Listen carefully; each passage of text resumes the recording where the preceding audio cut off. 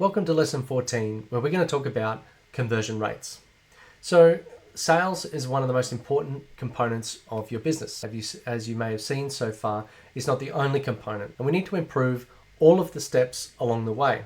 So your sales conversion rate is improving the process or the sales that we're already got coming towards us. Now, a conversion is after you've had that conversation and the client says, yes, I'm interested in this, is when you actually get them to pull out their wallet and make the transaction. So if you're at a coffee shop and someone walks up and goes, how much is the coffee? And you say, it's $5.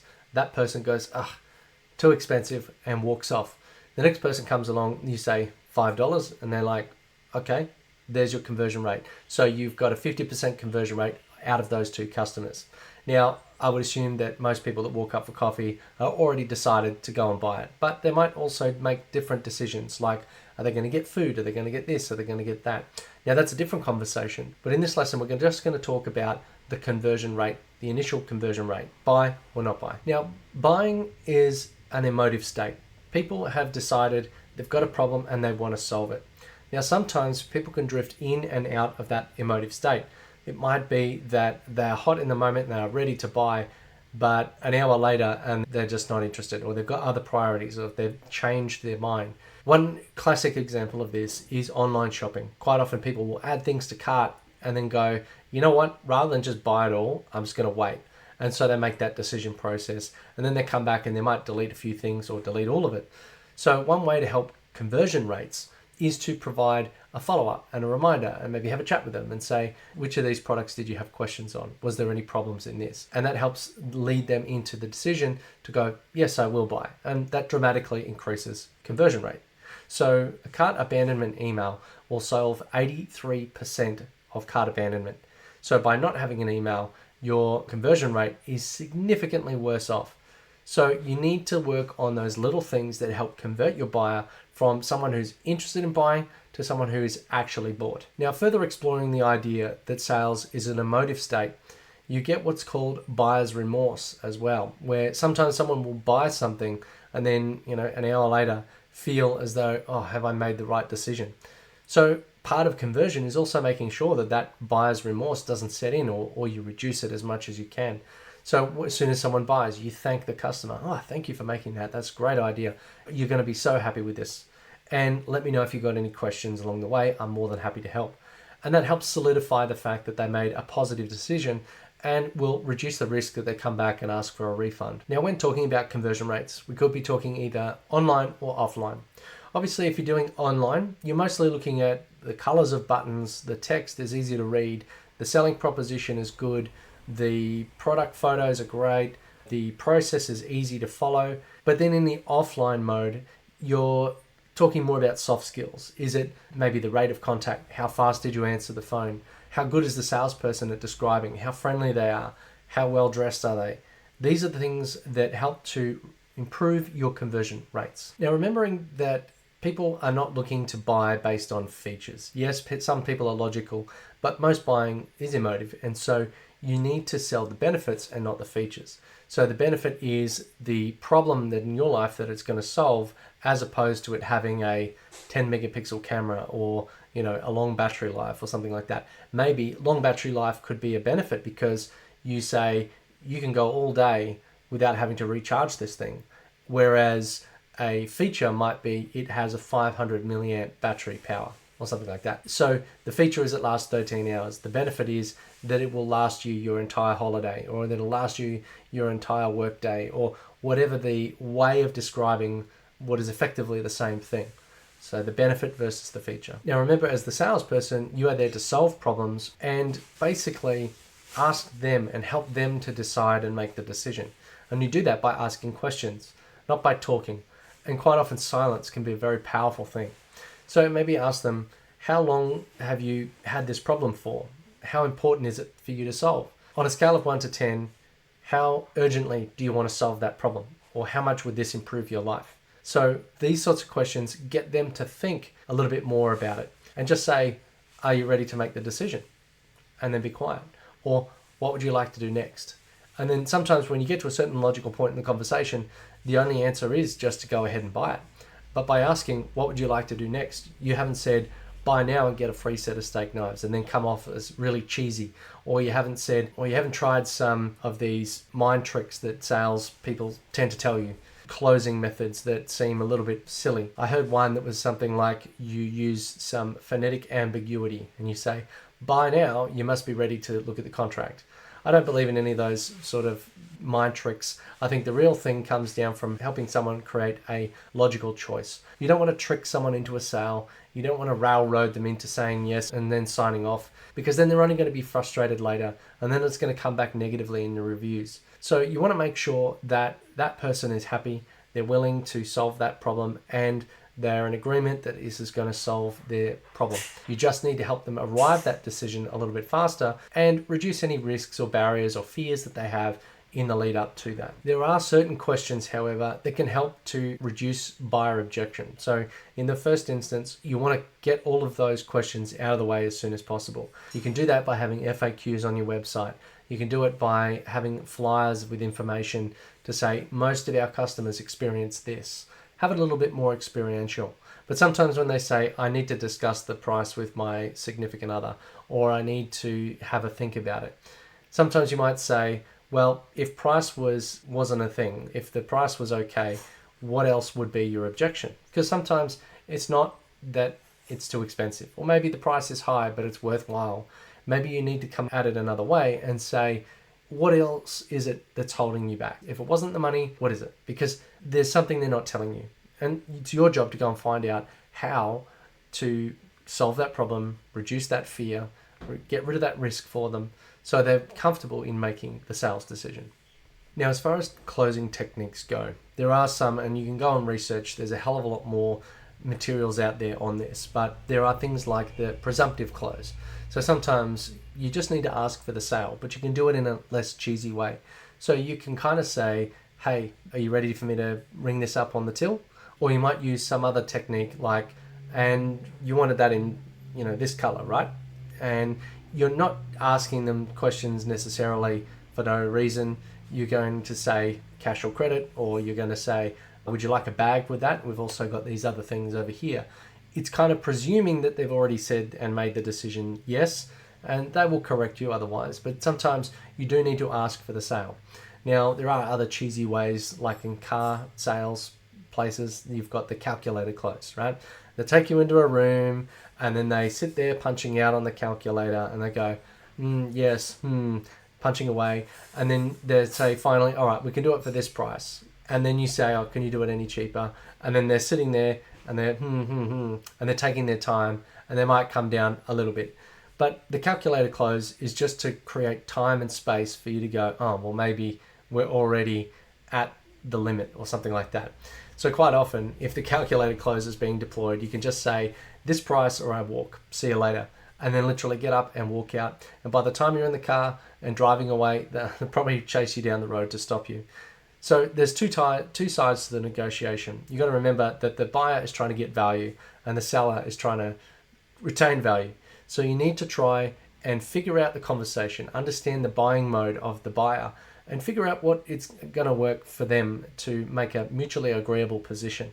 So if you don't have a product that people negotiate on, then that's irrelevant for you. But it's helpful to understand the closing techniques and how there is a little bit of buyer psychology, there is a little bit of manipulation. There are a few snake oil salesmen that tell you all these tricks. Most of them are rubbish. But if you understand that genuine human relationships should win, both parties should agree, and no one should really be tricked or forced or cajoled into a buying position, because it's not going to work well for the brand long term. So sales teams need to be motivated in a way that helps generate a good outcome for all, and not just an outcome at all costs. Now, if you're going to create a sales process to help move this along, you need to make sure that it is simple and easy enough to follow or remember. There's no point creating a 2,000 point checklist of things to do, because no one's going to remember it in the heat of the moment. They're also not going to pull out their little checklist and go tick, tick, tick as they're going through that. But if you can have a few high-level questions or a few processes, maybe 10 to 20 questions that you have saved in your head, ready to go for when your customer is in front of you, then that's going to help improve the conversion rate, because you're going to elicit the information in the right way. And remember to use open questions. who, what, where, how, when, rather than closed questions like, is it true that you did this? Or is it true that you are after that, which is a yes or no?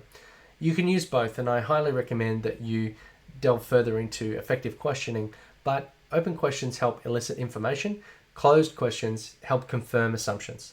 So you should be asking more open questions than closed questions, but sometimes it can be useful to use a closed question to make sure you focus in on that point. So, would you be better off with this product? Yes or no? Yes. Well, that's obvious. Okay, maybe we should go ahead and make that purchase for you. Maybe we should complete the sale. Now, we talked a little bit about objection handling. Now, I would recommend that you go and research the products that you're selling and over time build a list of common objections and then start to figure out some counters to that. For example, it's too expensive. Well, have you seen any other products on the market that can demonstrate that this is the more expensive option? And maybe they're not being measured correctly. Maybe the other product is inferior.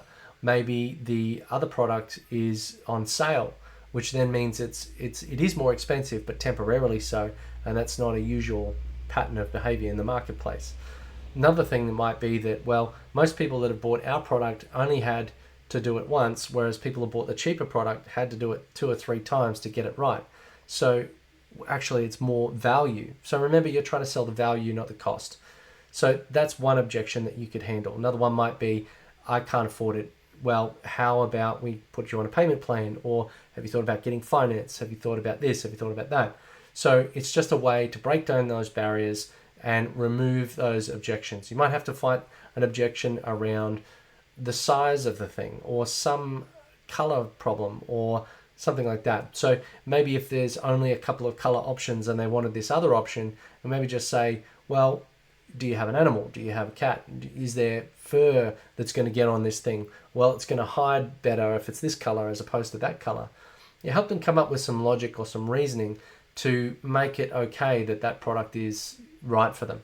Now, again, don't go down the I'm going to trick you path, but sometimes they just need a little bit of that reasoning. Well, yes, you wanted the pure white tile, but it's going to show up everything on the floor. But if you get this one that's slightly off-white, well, a couple of spills of coffee or a bit of hair on there, it's not really going to show up instantly. Another thing you should do with your sales teams is role play, because although you've got these things perhaps written down, they really need to absorb them, and they need to absorb them into their mind subconsciously. So that means that they need to kind of have it ready to recall in the moment. They're not going to go and say, excuse me, Mr. Customer, let me go and refer to the objection list and my predetermined responses. What they need to do is kind of go through with other sales teams, maybe the sales manager, and play out these scenarios, pretend to be the customer, pretend to have different problems at different times, throw curveballs, and just see what you would say, what that person would say, and then give coaching and feedback, because that then improves the likelihood. And all we're doing here, there's no magic bullet, there's no perfect sentence. You just need to have an overall average improvement. It could be a 1% increase, it could be a 2% increase, but an effective salesperson is 2 or 3 times better than an ineffective salesperson. So the return on investment for making sure your sales teams know what they're doing is significant, and it is absolutely worth the investment. One way to make sure you improve your conversion rates, or rather have more effective sales conversations, is to qualify your customer. And I would be trying to do that really early on. You want to create a progressive list of gated questions to say, how big is your company? All right, well, we've got 3 employees. Well, if I'm selling a solution that is for minimum of 20, already I can tell that they're not the right person for me. So rather than spending another 2 hours trying to negotiate with this person to get to the end and then find out it's not right for them, I can find that out very early on. So you need to structure a progressive escalation of questions so that you can get to a position where you decide, is this person worth continuing with? Are my products and services relevant for them? And are they going to get benefit from them? You need to establish 4 key things. That is, do they have the budget? Do they have the authority to make the decision? Do they actually have a need? And do they have a timeline? Because if they could buy this thing anytime, they're probably not going to buy it anytime. So you need to make sure that that person has authority to make the decision and that they need it within a certain time frame. Otherwise, it's just not going to turn into anything.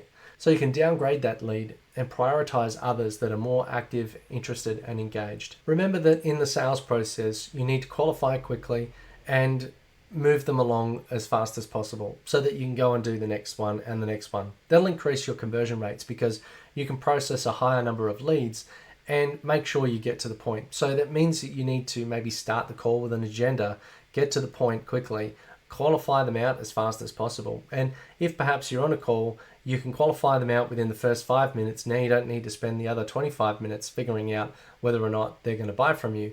But also when you get to the end of that call and you tell them the price, that they don't get shocked. So it's much easier to make sure that someone is qualified early on, and then you set an agenda for the call so they don't go wandering off track and talking about 100 other things, and then get to the end of the call and go, right, so we've addressed this, and this. Did you have any other questions before we proceed? Yes, no, okay, great. Now here is the price. Now, are you ready to go and make that decision? Yes, no. But having a process helps you to scale it. It helps you delegate it through to your sales teams. It also means that it's repeatable and can be tested, measured, and tweaked. So rather than making dramatic changes every time, you should set a process and then change one small thing each time and then see what the statistics come back to tell you we increased our conversion or we decreased our conversion. It might mean that you change the structure of the meeting. It might mean that you present different types of information. But by having a process, it makes it very clear that this process works. Now we can do it again and again and again and again. Now remember that what gets measured gets managed. So you should be looking at your conversion rates and understand the percentage of close for each sale. Then and only then can you proactively move towards improving that number. So that's the end of this lesson, and watch out for the next one.